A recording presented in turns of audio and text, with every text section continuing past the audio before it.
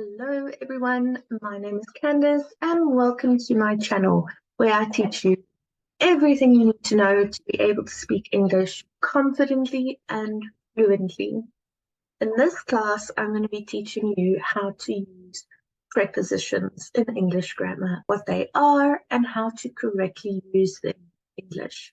So without any further ado, let's get into the lesson. Firstly, what is a preposition in English grammar? Do you know? A preposition is a word or a group of words used before a noun, pronoun, or noun phrase to show direction, time, place, location, spatial relationships, or to introduce an object.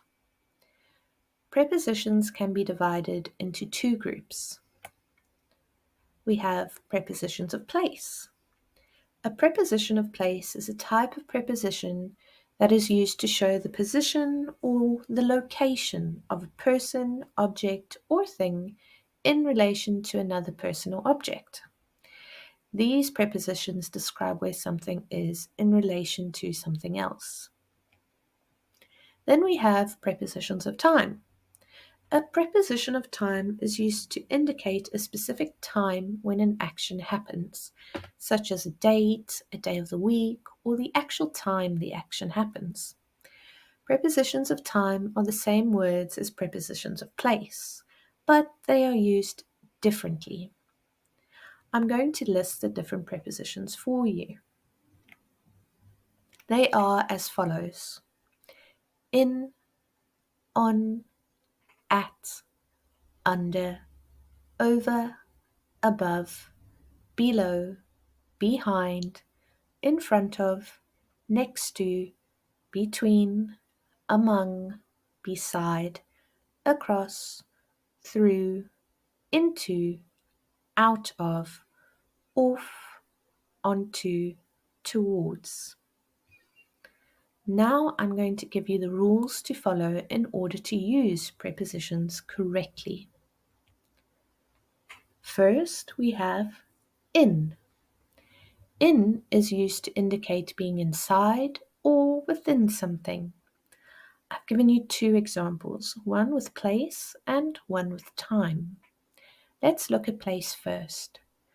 The cat is in the box. Now for time. I will finish the project in 2 days. Then we have on. On is used to talk about a position or a location on top of something. So again, I have two examples for you, one with time, one with place. We're going to start with place. The cat is on the box. Now for time. We have a meeting on Monday. Next we have at. At is used to indicate a specific location or point.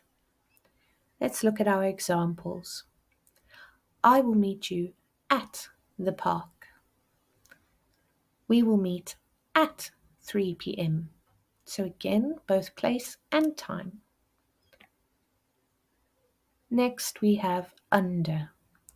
Under is used to indicate being beneath or below something. The cat is under the table. Over. Over indicates being higher or above something. So for example, the plane flew over the city. Above. Above is used to indicate being at a higher position or level than something else. So for our example, the painting is hanging above the fireplace. Then we have the opposite, so below.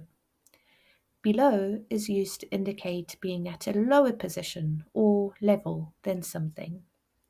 So for example, the temperature dropped below freezing. Then we have behind. behind is used to indicate being at the back or the rear of something. So, for example, the owl is behind the box. Then we have the opposite, so in front of. In front of is used to indicate being ahead or in the forward position of something. For example, the owl is in front of the box. Now, for these examples, I've put them together because they are very, very similar in meaning. Let's start with next to. Next to used to indicate being in close proximity or beside something. So, as our example, the dog is next to the chair. Then we have beside. So, again, I've used the same sentence. The dog is beside the chair. Moving on to between. Between is used to indicate being in the middle or surrounded by two objects or locations. So, for example, the hamster is between the food bowls. Then we have among. Among is used to indicate being part of a group or surrounded by multiple objects. For example, she found her book among the other novels. Then we have across. Across is used to indicate being on the opposite side or from one side to the other. So, for example, he ran across the bridge. Through. Through is used to indicate moving into, out of, or across something. He went through the tunnel.